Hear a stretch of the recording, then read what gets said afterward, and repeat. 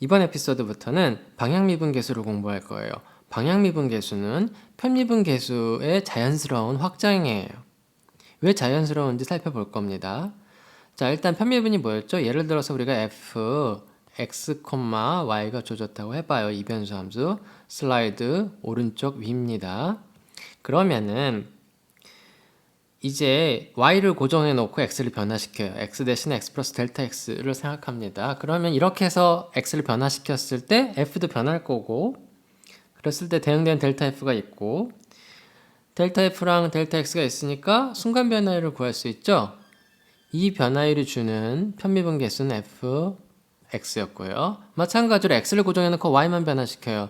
이 수직적 변화에 대응하는 델타 f가 있었을 거고, 지금 델타 y도 있죠. 그러니까 여기에 대응되는 편미분 계수는 fy였어요. 그러니까 편미분의 본질은 여기 x, y가 있으면 이 녀석을 수직적으로 변화시키느냐 수평적으로 변화시키느냐인데, 이게 기하학적으로 자연스러운 걸까요? 아니, 물론 f가 x하고 y라는 함수니까 둘 중에 하나를 고정해놓고 나머지만 변화시키는 건 자연스러워요. 하지만 예를 들어서 이렇게 대각선으로 변화시키면 안 되나요? 이것도 굉장히 자연스러운 겁니다. 그러니까 x에 대한 편미분이나 y에 대한 편미분은 우리가 x축과 y축을 고정해놨기 때문에 자연스러운 거지, 사실 그림으로 보면은 아무렇게나 변화시켜도 자유롭게 변화시킬 수 있는 겁니다. 그러니까 슬라이드 밑에를 보면은 여기 p의 좌표가 x, y라고 해봐요. 이 녀석을 이렇게 수평적으로 변화시킬 수도 있고 수직적으로 변화시킬 수도 있어요. 예를 들어서 요점의 좌표는 요 벡터에 해당하는 게 1,0이니까 x 플러스 1, y가 요점의 좌표가 되고요. 마지막으로 여기서는 이제 2를 더하면은 0,1을 더하는 거니까 x, y 더하기 1이 될 거예요. 근데 굳이 수직적과 수평적 변화만 볼 게 아니라 대각선으로 변할 거예요. 예를 들어서 요 벡터를 내가 v라고 해봐요. 그러면 요만큼 더 나간 요 벡터는 어떻게 되죠? v 벡터의 상수배가 될 거예요. 그러니까 요 벡터는 v 벡터의 t배가 될 거예요. 그래서 t는 스칼라예요. 물론 이 그림상에서는 t는 0 이상인 그런 상수가 되겠죠. 그러면 지금 시점이 x, y니까 이 벡터에 해당하는 이 종점은 어떻게 될까요? x, y에다가 지금 이 벡터가 지금 tv죠. tv는 어떻게 돼요? tv는 tv1, tvt예요. 벡터를 나타내기 위해서 여기서는 열벡터로 썼어요. 물론 여러분은 이거를 이렇게 순서상처럼 이렇게 표시해도 됩니다. 자, 그러면은 이 벡터의 시점이 x, y고 지금 더해지는 벡터가 요만큼이니까 요만큼을 더하면 돼요. t를 곱하는 t를 만약에 시간으로 보면은 x, t, y, t 이렇게 생각할 수도 있을 겁니다. 그러니까 t의 t가 변하면은 요게 몇 배냐, 요 원래 벡터 v 벡터 몇 배냐를 생각해서 그 몇 배가 t에 해당할 텐데, 닮은 비가 그 t에 따라서 xt, yt는 정해질 겁니다. 그리고 그 녀석은 각각 x 플러스 tv1, y 플러스 tv2가 될 거예요.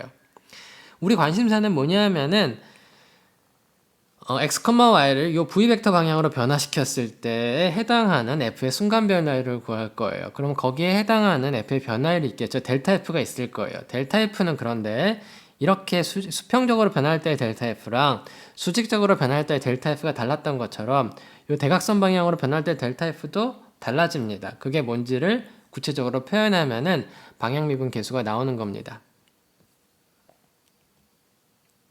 예를 들어 볼게요. 그런데 만약에 특정한 경우를 먼저 볼 겁니다. 무슨 얘기냐 하면은 편미분인 경우를 먼저 볼 거예요. 여기 x, y가 주어져 있어요. 그리고 이 x, y를 수직적으로만 변화시킬 겁니다. 그 얘기는 x는 x좌표는 고정해 놓고 y만 변화시킨다는 거예요. 그런데 지금 요 벡터가 어떻게 될까요? 요 벡터. 이 벡터는 당연히 이 0,1 벡터, 요 e2 벡터의 상수배가 될 거예요. 그러니까 시점이 p이기 때문에 p에다가 e2의 t배를 더하는 겁니다. 그러니까 여기가 e2라면은 이만큼이 e2라면은 e2의 상수배를 하는 거죠. 평행한 거고 같은 방향일 거예요. t가 0 이상이라면 이 그림처럼요. 자, 그런데 p의 좌표가 뭐였죠? p의 좌표가 x, y였죠.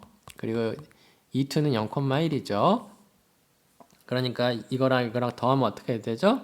이걸 점을 더하는 걸로 봐도 좋고 벡터를 더하는 걸로 봐도 좋아요. 그러면은 첫 번째 좌표는 x에다가 t 곱하기 0이니까 그냥 x고요.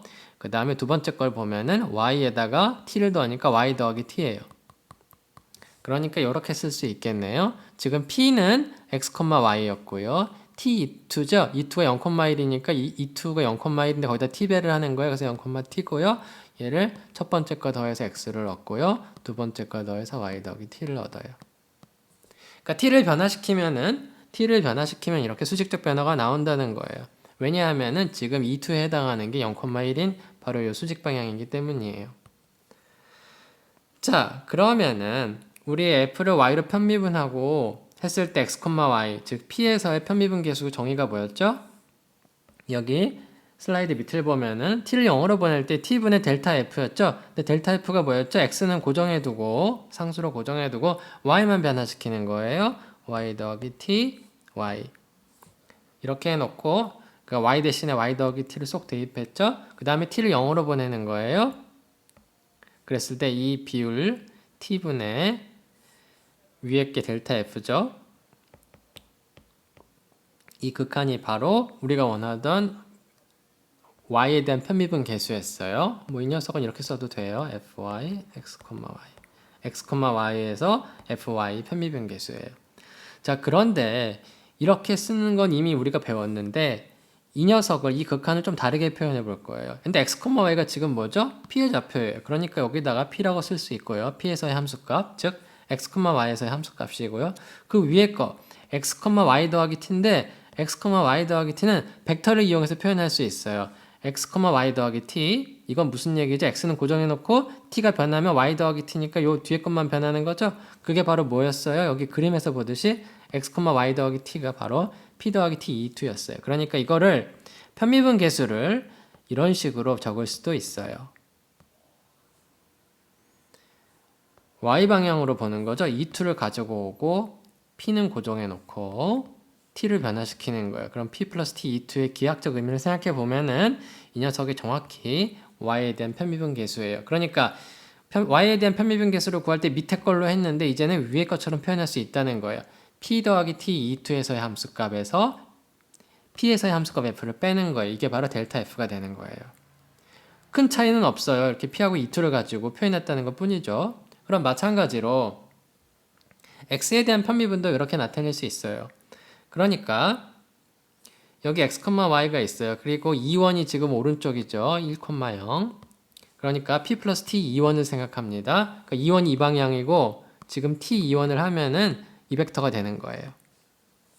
그런데 p의 좌표가 뭐였죠? x, y였고요. t 2원이 뭐죠? t 곱하기 1,0이죠? 그러니까 이거는 t, 0이에요.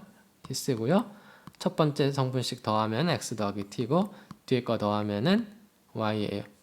그래서 이게 시점이고 이만큼의 벡터가 되는 거예요. 그래서 이 녀석이 어떤 점을 나타내겠죠? 바로 이 점을 나타냅니다. 그래서 마찬가지로 x에 대한 편미분계에서 x, y가 바로 p의 좌표가 x, y였죠. 이거는 뭐였죠? t를 0으로 보냈을 때 y는 상수로 고정해두고 x 대신에 x 더하기 t를 쏙 대입해서 요 극한이 요 녀석이 바로 델타 f였죠. 물론 우리가 실제로 정의할 땐 t 대신에 델타 x를 넣어가지고 계산을 했었죠. 예전에는. 자, 그러면은 이 녀석이 델타 f죠. 그런데 이 녀석을 마찬가지로 좀 간단하게 나타낼 수 있어요. p로. 무슨 얘기냐면은 x, y는 p죠. 그러니까 fx, y는 p에서의 함수값이나 다름없고요. 그 다음에 x 플러스 t, y는 뭐예요? 여기 했죠. p를 어떻게 변화시켜요? 2원 방향으로 t배를 해서 변화시키는 거예요. 그래서 p 플러스 t 2원 이 종점에 해당하는 바로 이 점이죠. 이 점에서의 함수값이랑 출발점에서의 함수값의 차이를 계산해서 델타 f를 얻는 겁니다. 그래서 이렇게 해서 얻은 극한이나 이렇게 해서 얻은 극한이나 똑같아요. 그냥 이거는 p하고 2원으로 가지고 표현한 거고 이 녀석은 좌표로 쫙 나열해서 쓴 겁니다. 그래서 포인트는 x에 대한 편미분이든 y에 대한 편미분이든 여기 벡터를 2원으로 하냐 2투로 하냐로 가지고 나타낼 수 있었다는 겁니다. 그냥 이거를 자연스럽게 이제 일반화할 수 있어요.